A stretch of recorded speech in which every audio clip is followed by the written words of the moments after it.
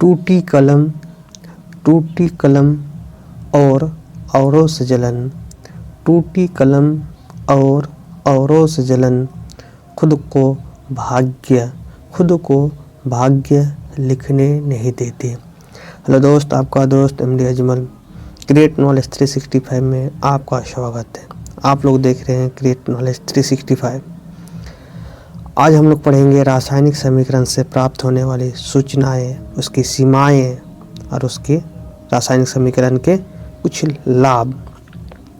अब तक हम पढ़ चुके हैं रासायनिक समीकरण क्या है, रासायनिक समीकरण कितने प्रकार के हैं और संतुलित और असंतुलित रासायनिक समीकरण क्या है और उसको परिभाषित कैसे किया जाता, वो सब जान चुके हैं उदाहरण के साथ। आज हम शुरू करते हैं रासायनिक समीकरण से प्राप्त होने वाली सूचनाएं। Information received in chemical equation, रासायनिक अभिक्रिया के अभिकारक और प्रतिफल के सूत्र की जानकारी देती है।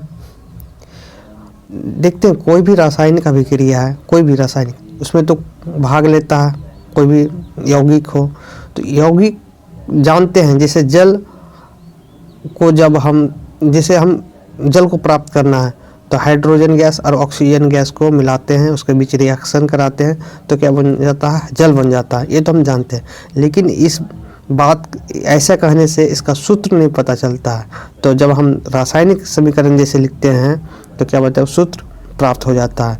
जिसे हम उदाहरण से समझ लेते हैं, हाइड्रोजन और क्लोरीन गैस है, उसको रिएक्शन कराते हैं तो हमको HCl हाइड्रोक्लोरिक अम्ल मिल जाता है। लेकिन जब हम ये कहते हैं तो हमको पता नहीं चलता है हाइड्रोजन गैस का क्या सूत्र होता है, क्या उसका फॉर्मूला होता है।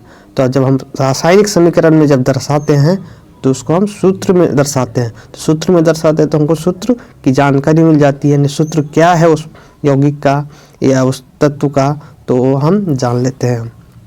ये यानी कि हमको इन्फॉर्मेशन मिल जाता है कि यौगिक का कौन सा सूत्र है, फार्मूला क्या है। जल का जल है तो H2 होगा, कार्बन डाइऑक्साइड होगा तो CO2 होगा, ऑक्सीजन होगा तो O2 होगा।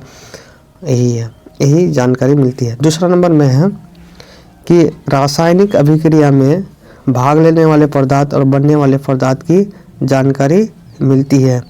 देखो, रासायनिक अभिक्रिया में कौन भाग ले रहा है और उससे भाग लेने के बाद रिएक्शन करने के बाद क्या बन रहा है, ये हम रासायनिक समीकरण में देख लेते हैं या उसी से जानकारी आसानी से मिल जाते हैं।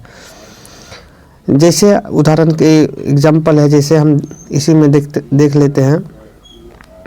जैसे कौन सा भाग ले रहे हैं, हाइड्रोजन गैस और क्लोरीन गैस भाग ले रहे हैं, उसके बाद क्या बना, HCl।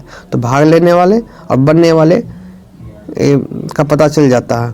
तो कैसे उत्पाद है ये तो हम बता चुके हैं। तीर की दिशा में जो होता है वो बनता है और जो कौन भाग लेता है, तीर के विपरीत दिशा में होता है वो भाग लेता है, यानी अभिकारक हो गया, उत्पाद हो गया। इसी तरह से आप देख सकते हैं तीसरा पॉइंट, अभिकारक और प्रतिफल के अणु और परमाणु की संख्या के बारे में पता चलता है। यहाँ यह नहीं होगा, की होगा। अणु और परमाणु की संख्या के बारे में पता चलता है, बहुत इंपॉर्टेंट है। इसको संतुलित और असंतुलित जब करते हैं तो इसी पे ध्यान देता है, कितना अणु है कितना परमाणु। अणु उतना डिपेंड नहीं करता, लेकिन परमाणु ही डिपेंड करता है कितना परमाणु है।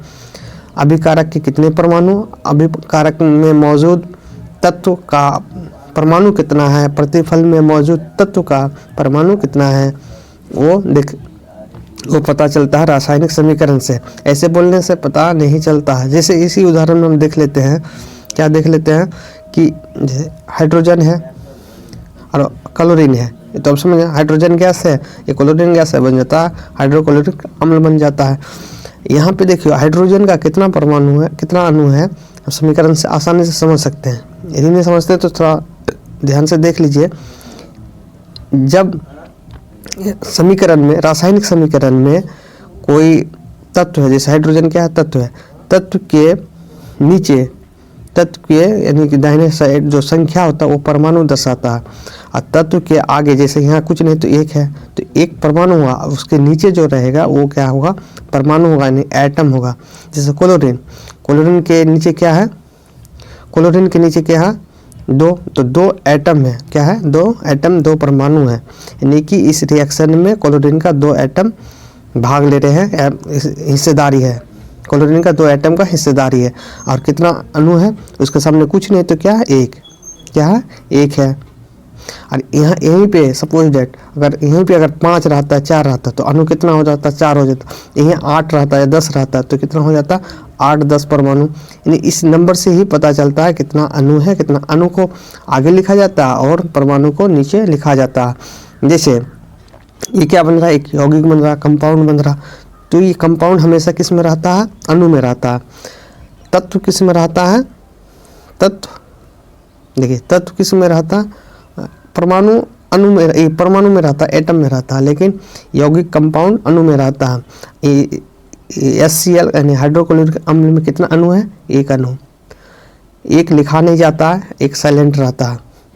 यानी कि कम से कम कोई भी कंपाउंड का 1 अणु जब रहेगा उसको लिखा नहीं जाता, जब 2 रहेगा तो 2 लिखना जरूरी हो जाता है, 3 रहेगा तो 3 अणु 3 लिखना जरूरी हो जाएगा, 4 रहेगा तो 4, और लेकिन जब 1 रहता तो 1 नहीं लिखा जाता, नहीं लिखा जाता है। ये तो आप जानते हैं क्योंकि आप अलजेब्रा में भी पढ़े होंगे ये सब बात, हम पढ़ लिए। और क्या है, मोल के अनुपात के बारे में जानकारी मिलती है।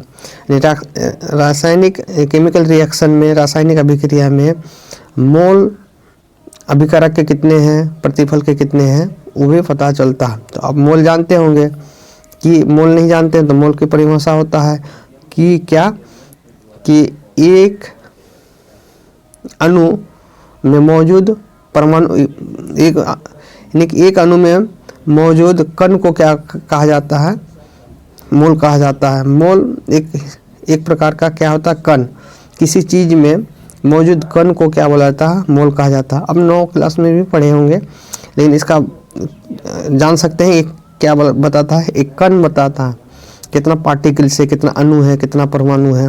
जैसे HCl है, एक अणु है, तो एक अणु में कितना यानी कण होगा, कितना, एक कंपाउंड है तो इसका कितना, यानी कि HCl में कितना कण होगा, कितना कण होगा। जैसे H2 ये भी क्या है, इसमें कितना कण होगा, ये सब बताता है। पार्टिकल, कितना पार्टिकल्स होगा, ये सब बताता है, तो ये भी जानकारी मिलता है। और इसको हम विस्तार से 9वीं क्लास में जान चुके हैं, आगे भी जानेंगे, नहीं तो ये फिर आगे हम पढ़ा नहीं पाएंगे। इसका मोल के बारे में डिस्कस करना शुरू करेंगे तो अभिकारक और प्रतिफल के दरम्यान के अनुपात क्या पता चलता है, बहुत इम्पोर्टेंट बात है। मतलब ऐसा है कि कोई भी रिएक्शन होती है, केमिकल रिएक्शन, एक फिक्स अमाउंट को जब हम रिएक्शन करते हैं तब हमको दरम्यान मिलता है। जैसे अगर हमको लेना है हाइड्रोजन और ऑक्सीजन को मिला के क्या बनता है, आप जानते होंगे, जल बनता है, H2O बनता है। तो ऐसा नहीं है कि हमको 5 kg हाइड्रोजन लेके आ गया, 10 किलो ऑक्सीजन लेके आ गया और मिला दे तो जल बन गया, ऐसा नहीं है, हरगिज नहीं है। इसका एक निश्चित अनुपात होता है कि इतना हाइड्रोजन चाहिए, इतना ऑक्सीजन चाहिए, इतना हाइड्रोजन ऑक्सीजन को मिलाने के बाद हमको जल मिलेगा। आपको एक चाहेगा कि हम बाज़ार से गए, हाइड्रोजन खरीद लिए, ऑक्सीजन खरीद लिए और मिला दिए, तो क्या बन जाएगा, बिल्कुल नहीं बनेगा। उसका एक फिक्स अमाउंट होता है, फिक्स अमाउंट को आप स्टडी कर सकते हैं। जैसे इसको हम कितना इसका दरम्यान है, तो 2, इसका होता है कितना, 16 दूना 32, तो कट जाएगा तो 1 कितना 16, लगभग 1 किलो आपको ये लेना है, क्या बोला जाता है, हाइड्रोजन लेना है तो 16 किलो क्या लेना है, यानी ऑक्सीजन, तब जाके हमको जल मिलेगा। उसका फिर 1 किलो क्या हाइड्रोजन और 16 किलो ऑक्सीजन ला के मिला देने से फिर भी नहीं बनेगा। उसका टेम्परेचर देखना होगा, कितना ताप में करना है, इसका प्रोसेस होता है, कितना दाब में रखना है, ये सब सारा कुछ प्रोसेस होने के बाद ही जल बनेगा। ऐसा नहीं कि हम घर में ये सब खरीद के लेकर आए या बन जाएगा। चलिए ठीक है, क्या है, अभिकारक और प्रतिफल के दरम्यान का अनुपात का पता चलता है, किससे पता चलता है, रासायनिक समीकरण से पता चलता है। छठा पॉइंट क्या है, रासायनिक समीकरण से अभिकारक और प्रतिफल के गैसीय आयतन का पता चलता है। और गैसीय आयतन का पता चलता है, उसका आयतन क्या है, गैसेस यानी वॉल्यूम कितना है, ये भी पता चलता है किससे, रासायनिक समीकरण से। एक उदाहरण दिया है जो हम लोग अब तक 6 पॉइंट पढ़ चुके हैं, 1 2 3 रासायनिक समीकरण से क्या क्या सूचनाएं मिलती है, उस 6 पॉइंट में को हम समझने के लिए एक उदाहरण लिए हैं। जैसे N2 नाइट्रोजन गैस और हाइड्रोजन गैस, ये क्या है, नाइट्रोजन गैस N2 और 3H2 को जब हम रिएक्शन करते हैं अमोनिया बनता है। क्या बनता है, अमोनिया बनता है। अमोनिया का सूत्र है NH3, लिख भी दिया। नाइट्रोजन, देखो हम लोग नाइट्रोजन बोलते हैं लेकिन है क्या, नाइट्रोजन गैस है। नाइट्रोजन को तो N लिखा जाता है, यहाँ पे क्या है N2 है, तो ये नाइट्रोजन गैस है। लेकिन हम लोग इस्तेमाल ज़्यादा बोलते हैं नाइट्रोजन ही बोलते हैं, लेकिन हम असल में क्या है, नाइट्रोजन गैस है। चलिए ठीक है, ये क्या अमोनिया है NH3। तो यहाँ देखो पहला हम पॉइंट पढ़े थे कि इसमें क्या क्या भाग लेता है, कोई भी केमिकल रिएक्शन। यहाँ एक क्या केमिकल रिएक्शन हो रहा है, N2 और 3H2 को रिएक्शन कराते हैं तो NH3 मिलता है, एक क्या एक केमिकल रिएक्शन है। तो केमिकल रिएक्शन को हम दर्शाते हैं किसे, रासायनिक समीकरण से। तो रासायनिक समीकरण से दर्शाते हैं तो हमको क्या क्या इन्फॉर्मेशन मिलते हैं, क्या क्या सूचनाएं मिलती है। तो देख लेते हैं रासायनिक समीकरण में, रासायनिक रिएक्शन में क्या क्या भाग रहा है, नाइट्रोजन गैस और हाइड्रोजन गैस भाग ले रहे हैं, बन रहा है क्या, अमोनिया बन रहा है। ये हमको पता चल गया पहला नंबर में। दूसरा नंबर में है कि नाइट्रोजन का कितना परमाणु है, तो 2 परमाणु है, परमाणु को नीचे लिखा जाता है। और क्या हाइड्रोजन का कितना परमाणु है, तो 2 परमाणु। और इसका कितना है मोलिकुल्स, कण कितना, 2 अणु है, यहाँ पे लिखा गया 2 और 2 अणु। देखो यहाँ 6 परमाणु लिखा जाता है, इसको भी समझना है। यहाँ तो 2 है तो 6 क्यों हम लिख दिए हैं, ये गलती है क्या, बिल्कुल नहीं गलती। देखो एक परमाणु होता है ना, परमाणु निकालने का एक क्या होता है, परमाणु निकालने का एक तरीका होता है। क्या होता है, क्या तरीका होता है कि जो परमाणु रहेगा, परमाणु और जिसका अणु रहेगा, जैसे हाइड्रोजन में 2 परमाणु है, कितना अणु है, 3। तो इसको समझ सकते हैं कि इसको इस तरह थोड़ा समझ लेते हैं। एक हाइड्रोजन में 2, एक हाइड्रोजन में 2, तो कितना हाइड्रोजन है, 3। तो कितना हो गया, 2 2 2 जोड़ 2 4 4 2 6, यही लिखा जाता है। एक हाइड्रोजन में कितना परमाणु है, 2 परमाणु। मेरे पास हाइड्रोजन कितना है, 3 है, तो कितना हो जाएगा, 6 हो जाएगा ना। नहीं समझ पा रहे होंगे। एक हाइड्रोजन में 2, तो 2 हाइड्रोजन में 2, तो 4 हो गया। यहाँ का हाइड्रोजन कितना है, 3, तो कितना हो गया, 6। या इसको हम इस तरह कर देते हैं, ये समझने के लिए था। हम निकालेंगे कभी कैसे, इतना तो हम जोड़ेंगे नहीं क्योंकि समय ज़्यादा लग जाएगा। तो हम क्या करेंगे, ये क्या होता है हाइड्रोजन, कभी भी किसी, तो कैसे हम निकालते हैं परमाणु, किसी भी यौगिक या किसी भी पदार्थ का हम परमाणु कैसे निकालेंगे। तो परमाणु संख्या यहाँ कितना, 2 है। परमाणु कितना है, 2। परमाणु संख्या नहीं, परमाणु कितना है, 2। परमाणु संख्या दूसरा वो चीज़ हो जाता है। परमाणु कितना है, 2, और यहाँ कितना है, अणु 3 है। तो हमको निकालना है परमाणु, निकालना क्या निकालना है, परमाणु। तो परमाणु के लिए परमाणु गुना अणु, परमाणु गुना अणु बराबर परमाणु 2 गुना 3, 2 तिया 6 परमाणु, समझ गए होंगे। 2 गुना 3 6, यानी अणु को और परमाणु को क्या कर देते हैं, गुना कर देते हैं। तो क्या निकल जाता है, परमाणु कितना संख्या परमाणु की, वो निकल जाता है। सेम उसी तरह यहाँ अमोनिया अणु, देखिए हम ये भी जान चुके हैं, कोई भी यौगिक क्या परमाणु के रूप में रहता है, बिल्कुल नहीं रहता है। किस रूप में रहता है, अणु के रूप में रहता है। तो कितना अणु होगा, 3, ये 2, यहाँ पे 2 अणु है। ऊपर में यहाँ पे जो ये सामने लिखा रहता है और उसको हम क्या कहेंगे, अणु कहेंगे। देखिए ये क्या है, 3, हाइड्रोजन का 3 है, लेकिन ये NH3 का 3 नहीं है। यहाँ पे 3 अब बोलेंगे 3 परमाणु है, बिल्कुल नहीं है। ये सिर्फ हाइड्रोजन का 3 है। किसका है, हाइड्रोजन का। हमको देना है किसमें, तो समझ गए हैं क्या होता है कि ये क्या है, हाइड्रोजन का 3 परमाणु हमको, लेकिन हाइड्रोजन या नाइट्रोजन का नहीं पूछ रहा हमको, पूछा गया क्या, अमोनिया। अमोनिया क्या है, NH3 का परमाणु नहीं होता है, क्या है, अणु होता है, क्योंकि यौगिक है। NH3 अमोनिया क्या है, यौगिक है। यौगिक के रूप में रहता है, हमेशा अणु के रूप में रहता है। और कोई तत्व किस के रूप में रहता है, परमाणु के रूप में रहता है। इसको समझेंगे। ये हो गया परमाणु, अणु हो गया।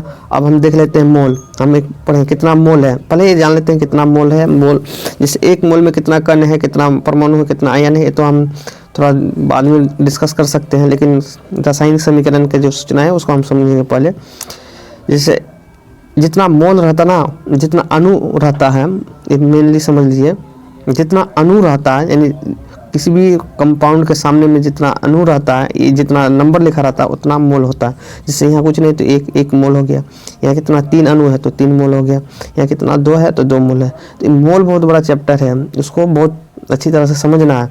यदि नहीं समझते हैं तो दूसरे वीडियो में जाकर हम समझ लीजिएगा, या हम ही वीडियो बनाने वाले हैं मोल के ऊपर। और सबसे इम्पोर्टेंट है कि देखिए इस रिएक्शन हो रहा केमिकल, ये रिएक्शन हो रहा केमिकल, और रिएक्शन में कितना अभिकारक कौन कौन है तो पता चलेगा, नाइट्रोजन हाइड्रोजन। लेकिन कितना ओजन, कितना द्रव्यमान, कितना कितना करके लाए, यानी कितना बना, कितना करके हम लाए थे, कितना ओजन का नाइट्रोजन कितना लाए का मतलब है कि उसका द्रव्यमान कितना था। रिएक्शन में कितना नाइट्रोजन का कितना हिस्सा था द्रव्यमान में। हाइड्रोजन देखो नाइट्रोजन परमाणु 2 था, अच्छे परमाणु को मिलाए तो 2 अणु अमोनिया का बन गया, ये बात सही है। लेकिन ओजन में कितना था, कितना ग्राम, कितना किलो लाए थे। तो देखो किस तरह निकालते हैं ये भी देख लेते हैं। ये इसका 14 होता है, इसको एक टेबल होता है उसको याद कर सकते हैं। इसका 14 होता है। एक नाइट्रोजन के एटम का वजन कितना होता है 14। कितना है एटम, 2 एटम है, 2 परमाणु, नाइट्रोजन का 2 परमाणु है तो कितना हो गया 28।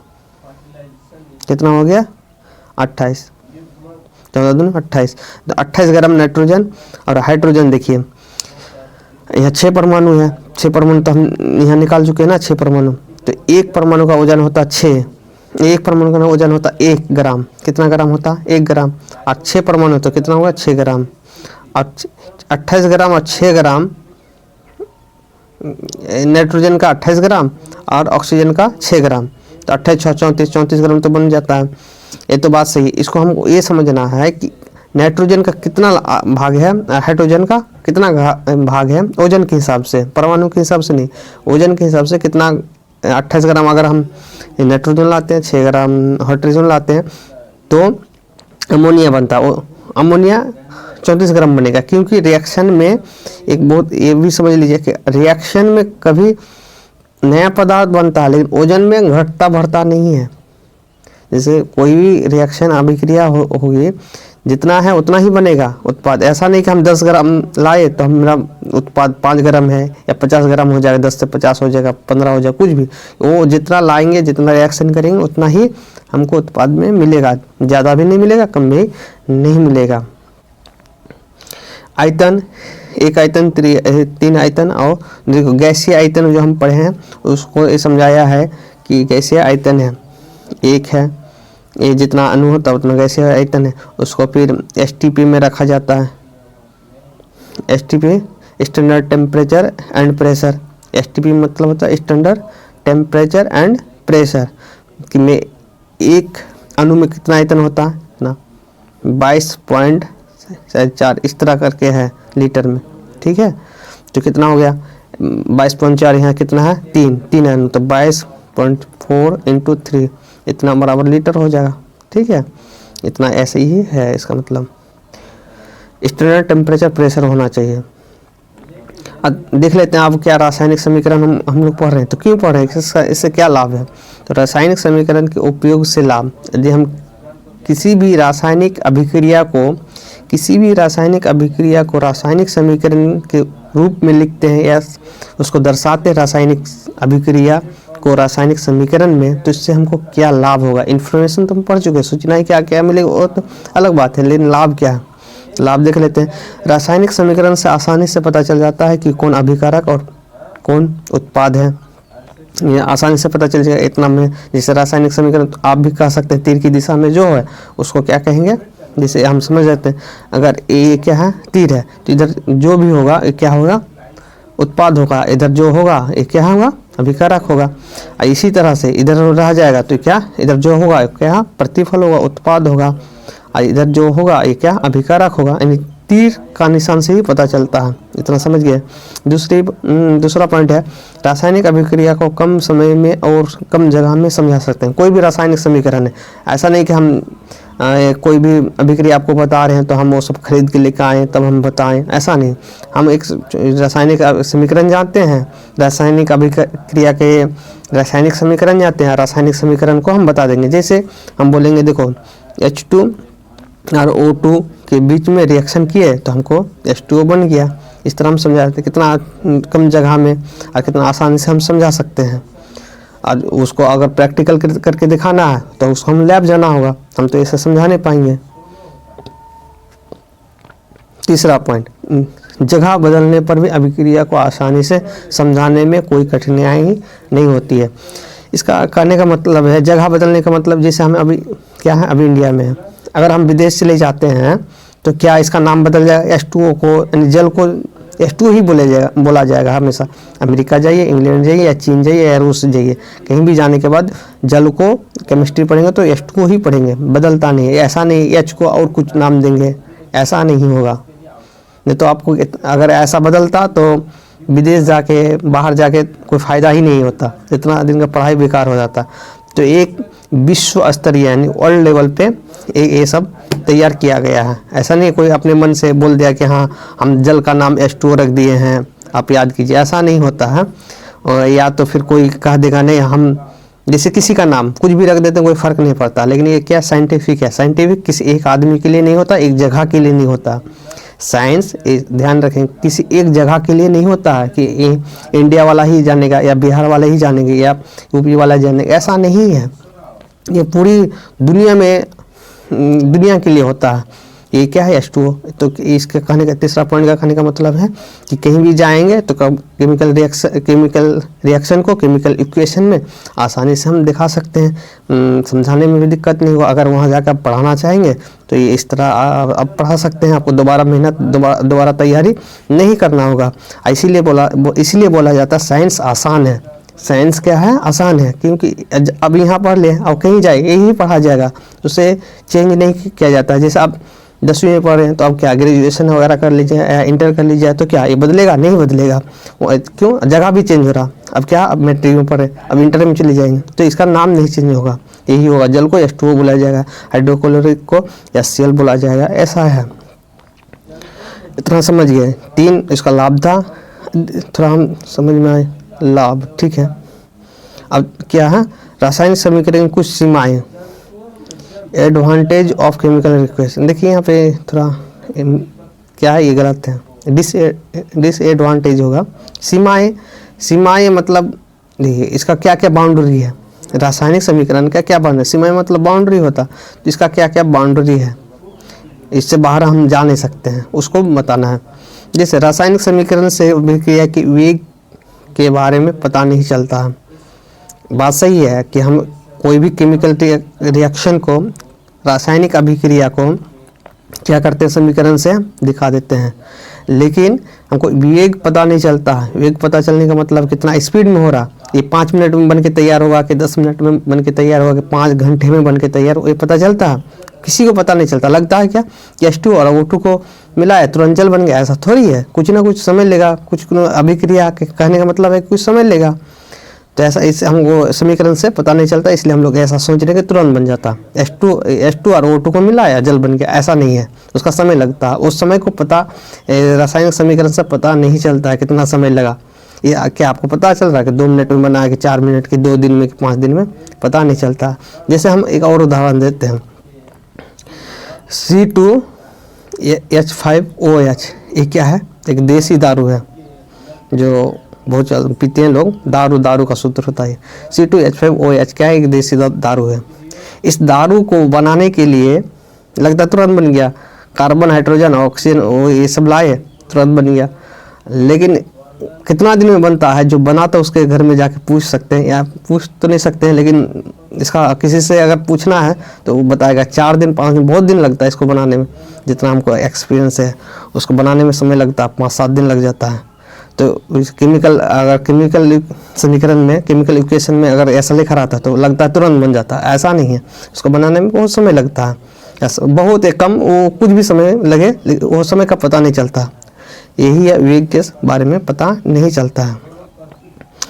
कुछ रासायनिक अभिक्रिया विस्फोटक होता है। विस्फोटक मतलब होता है विस्फोट, केमिस्ट्री भाषा में देसी भाषा में अंतर हो जाता है। विस्फोट मतलब आवाज़ से हम लोग समझते हैं, लेकिन विस्फोट का मतलब केमिस्ट्री में होता है आवाज़ के साथ डेंजरस यानी भारी खूब सारा एनर्जी लॉस होना। विस्फोट का मतलब होता है आवाज़ तो होगा ही, आवाज़ क्यों होगा, उससे एनर्जी निकलती है। एनर्जी हीट, एनर्जी मतलब कोई भी एनर्जी किसी भी रूप में होगा। प्रकाश एनर्जी क्या, प्रकाश क्या एनर्जी है, प्रकाश के रूप में भी हो सकता है, ताप के रूप में, उष्मा के रूप में भी हो सकता है। इस तरह के विस्फोट का मतलब होता है केमिस्ट्री में। तो कोई भी रासायनिक अभिक्रिया तो हो रही है, तो उसका विस्फोट से हो रहा है कि एनॉर्मल हो रहा पता नहीं चलता है। जैसे H2 और O2 मान लेते हैं, क्या H2O बन गया, क्या ये विस्फोट से बना कि इसमें ये रिएक्शन करे तो क्या खूब सारा प्रकाश निकला या बहुत ज़्यादा आवाज़ हुआ, क्या पता चल रहा, नहीं चल रहा ना, वही बोला गया है। जो रासायनिक समीकरण से पता नहीं चलता है, यानी विस्फोटक है कि नहीं है पता नहीं चलता। रासायनिक समीकरण से अभिकारक और प्रतिफल की अवस्था, देखो रासायनिक समीकरण से अभिकारक और प्रतिफल की अवस्था का कहने का मतलब अवस्था कोई भी पदार्थ है, क्या यौगिक है या तत्व है, उसका 3 अवस्था होता है, मुख्य रूप से 3 होता है। ऐसा तो 5 पढ़ाया गया है, लेकिन 3 ही होता है, ठोस होगा, द्रव होगा, गैस। ये बिल्कुल पता नहीं चलता रासायनिक समीकरण में, ठोस द्रव गैस की पता चलता नहीं है कि कौन ठोस है, कौन द्रव है, कौन गैस है, ये पता नहीं चलता। ये बहुत बड़ा सीमा है केमिकल इक्वेशन का, रासायनिक समीकरण का। जैसे हम H2 और Cl2 बना क्या, HCl बन रहा, ये तो आप इक्वेशन में समझ रहे हैं। लेकिन हाइड्रोजन आप जानते हैं, ऐसा पढ़ के जान लिए होंगे कि हाइड्रोजन गैस है, हाइड्रोजन गैस है, बन जाता है HCl। तो आप HCl आपको पता भी नहीं होगा कि HCl ठोस है कि द्रव है कि गैस है, लेकिन है क्या, सॉलिड यानी ठोस है। तो ये पता नहीं चलता, इसको लिखना पड़ता है। अगर ऐसा दे दिए प्लेन करके तो आप नहीं समझेंगे कि ये प्रतिफल या अभिकारक का अवस्था क्या, ठोस है कि द्रव है, गैस है, ये सब का जानकारी नहीं मिलता है। रासायनिक अभिक्रिया, चौथा पॉइंट है रासायनिक अभिक्रिया की दशा, सिचुएशन, किस सिचुएशन में हो रहा।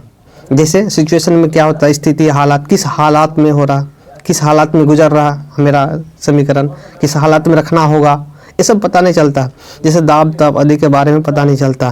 तो हालात सिचुएशन क्या होता है, दाब कितना है ये भी पता नहीं चलता, ताप कितना है ये भी पता नहीं चलता। तो जैसे कोई भी ले लेते हैं, क्या है, कोई भी HCl को जब हम लोहा से करते हैं तो क्या, थोड़ा सा देख लेते हैं दूसरा reaction, Cl plus H2 gas निकल जाती है, हाइड्रोजन गैस, ये एक रिएक्शन है। तो हाइड्रोक्लोरिक अम्ल और लोहा है, Fe लोहा को रिएक्शन करने के बाद क्या बनता है, FeCl प्लस हाइड्रोजन गैस निकल जाती है। तो ऐसा नहीं, अब इसको क्या होता है, एक फिक्स दाब चाहिए, ताप चाहिए, तब वो जाके बनेगा। ऐसा नहीं कि ये क्या हाइड्रोक्लोरिक अम्ल लाए, लोहा लाए, अब बन जाएगा, ये हाइड्रोजन गैस निकलना शुरू हो जाएगा और हम गुब्बारा फुलाने लगेंगे, ऐसा नहीं है क्या, उसको निश्चित ताप चाहिए, दाब चाहिए। इसलिए क्या होता है, ये सब चीज़ क्या किस में देखा जाता है, लैब में। लैब में क्यों जाते हैं लोग, लैब में सारा व्यवस्था रहता है, हम ताप बढ़ाने का व्यवस्था रहता है, दाब घटाने बढ़ाने सब चीज़ का व्यवस्था रहता है, इसलिए हम लैब में जाते हैं। लैब करने का मतलब है कोई चीज़, जैसे कोई जो कि दाब घटा दे, अब बन नहीं रहा रिएक्शन, अब दाब बढ़ाने से रिएक्शन होगा, तो क्या दाब बढ़ा देते हैं, दाब घटा देते हैं, टेम्परेचर, इस तरह कई फैक्ट है, उस सबको सिचुएशन को जानना पड़ता है, तभी जाके मेरा उत्पाद बनता है, प्रोडक्ट बनता है, प्रतिफल बनता है। 5वां पॉइंट है उष्मा हीट, या गैस के उत्सर्जन या अवशोषण को समझ नहीं सकते हैं। ये भी अच्छा पॉइंट है कि जैसे कोई रिएक्शन है, हमको हीट मिला कि कौन सा गैस मिलेगा, कौन सा गैस तो समझ में आ जाता है कि रिएक्शन में गैस निकल रहा है कि छोड़ रहा, निकल रहा है कि और देना पड़ेगा कोई दूसरा गैस, ये सब समझ में नहीं आता। अवशोषण, गैस का निकलना, उत्सर्जन मतलब निकलना, अवशोषण मतलब ग्रहण करना। गैस, कौन सा गैस निकल रहा है ये भी समझ में नहीं आता है। नहीं, गैस तो समझ में आ जाता है कि गैस निकल रहा है, लेकिन निकल रहा है कि ले रहा वो समझ में नहीं आता। ठीक, देखिए रासायनिक नोट में क्या लिखा गया है, नोट में रासायनिक समीकरण और गणित में, गणित का समीकरण बिल्कुल अलग होता है। देखिए हम लोग क्या गणित पढ़ते हैं, तो गणित का समीकरण होता है, जैसे गणित का समीकरण होता है जैसे 3x + 5 = 14, कुछ भी इस तरह का लिखा जाता है। तो ये क्या है, ये अलग इक्वेशन, अलग क्यों है, जैसे इसको हम चाहेंगे कि इधर ये चला जाएगा, 5 इधर चला जाएगा, 14 इधर आ जाएगा, इधर उधर हो जाता है। लेकिन कोई भी रासायनिक समीकरण में ऐसा नहीं होता है, जिधर है उधर ही रहेगा, इसमें अपने मन से नहीं जाता है। जैसे H2O प्लस O2 प्लस बराबर ये क्या बन जाता है H2O, हम चाहेंगे O2 इधर आ जाए, ऐसा थोड़ी होता है, होगा ही नहीं। लेकिन क्या गणित के समीकरण में 5 चला जाएगा, आराम से जाएगा, कोई दिक्कत नहीं है। हम 14 को इधर भी ला सकते हैं, किधर भी ला सकते हैं, क्योंकि यहाँ बराबर है, यहाँ क्योंकि यहाँ बराबर है, क्या एरो है, बराबर है तो इधर उधर हो सकता है। लेकिन क्या है, यहाँ एरो है, यानी तीर का चिन्ह है, इसलिए लेके नहीं जा सकते हैं। समीकरण का नाम सुनते ही मेरे माइंड में यही आ जाता है कि हाँ बराबर के इधर लेकर आते हैं, उधर लेके दाएं से बाएं, बाएं से दाएं, माइनस प्लस ऐसा होता है। लेकिन हाइड्रोजन यहाँ भी प्लस है तो हम प्लस को O2 उधर लेके चलाएंगे तो माइनस O2 हो जाएगा, ऐसा नहीं है। ठीक है, यूट्यूब चैनल देख रहे हैं आप क्रिएट नॉलेज 365। और क्या बोला, रासायनिक समीकरण संतुलित असंतुलित कैसे करें। हाँ, यहाँ पे क्या है, अगले वीडियो में क्या पढ़ेंगे, रासायनिक समीकरण है तो उसको क्या संतुलित भी रहता है, असंतुलित रहता है, तो हम लोग सीखेंगे असंतुलित समीकरण को संतुलित कैसे करें। और ये जरूरी होता है, पूछा भी जाता है एग्जाम में, एग्जाम के पॉइंट ऑफ व्यू से ठीक वो भी पढ़ना है, और जानकारी के लिए भी आपको पढ़ना ही पड़ेगा। असंतुलित को संतुलित कैसे करें, असंतुलित रासायनिक समीकरण को संतुलित कैसे करें, उसका कई नियम भी होता है, लेकिन हम अपना मैट्रिक लेवल पे पढ़ रहे हैं तो उसके नियम सीखेंगे, 10-15 जो भी होगा। ठीक है, आप लोग अच्छा लगे तो लाइक, सब्सक्राइब और शेयर कीजिए, और कमेंट करके सजेशन भी दीजिए कि किस वीडियो बनाना, कैसे बनाना।